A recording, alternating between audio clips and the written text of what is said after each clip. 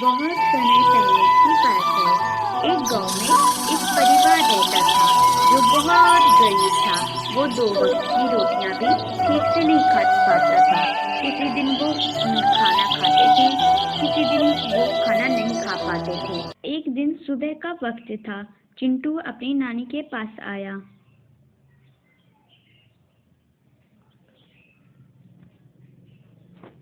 नानी, मुझे मेला देखने जाना है। हर साल गांव में मेला लगता है। मैं कभी मेला देखने नहीं गया। मैं आपकी मेला देखने जाना चाहता हूँ, प्लीज नानी। चिंटू बेटा, तुम तो जानते ही हो हमारे पास खाने के लिए भी पैसे नहीं है। मैं तुम्हें मेला कैसे दिखाने ले जा पाऊँ? मैं अब तो बूढ़ी भी हो चुकी हूँ।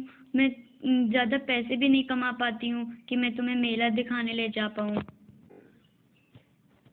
कोई बात नहीं नानी, हम लोग दूसरी बार चले जाएंगे, आप फिक्र मत करिए। यह कहकर चिंटू वहां से चला जाता है। चिंटू को उदास देखकर उसकी नानी को बहुत बुरा लगता है। वह सोचती है कि काश मैं चिंटू को मेला घुमा सकती। वह सोचती है कि आज के दिन मैं ज्यादा काम करूंगी कि मैं चिंटू को मेला घुमा सकूं। फिर वह अपने काम पर चली जाती है। वह काम करके आती है और चिंटू को अपने पास बुलाती है। क्या हुआ नानी, आपने मुझे क्यों बुलाया? ये लो बेटा 10 रुपए। मेरे पास ज़्यादा तो पैसे नहीं है, मगर तुम इस 10 ही रुपए से मेला घुमाओ, ठीक है? कोई बात नहीं नानी, मैं 10 रुपए से ही मेला घूम लूंगा। अगले दिन चिंटू मेला देखने चला ही जाता है।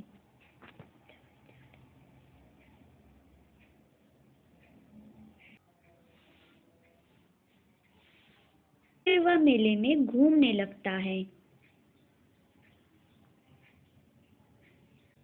उसे बहुत सी अच्छी अच्छी चीज़ें दिखती हैं।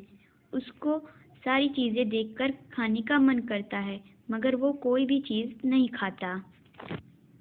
तभी उसको एक बर्तन की दुकान दिखती है और वो सोचने लगता है, क्यों ना मैं चिमटा खरीद लूं। मेरी नानी का हाथ खाना बनाते वक्त जल जाता है।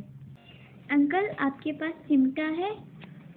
कहा कि चलो कोई बात नहीं, लाओ मैं इसे साफ कर लेती हूँ, इसमें बहुत धूल है। अरे बेटा, कोई बात नहीं, चलो मैं ये चिमटा को साफ कर लेती हूँ, लाओ।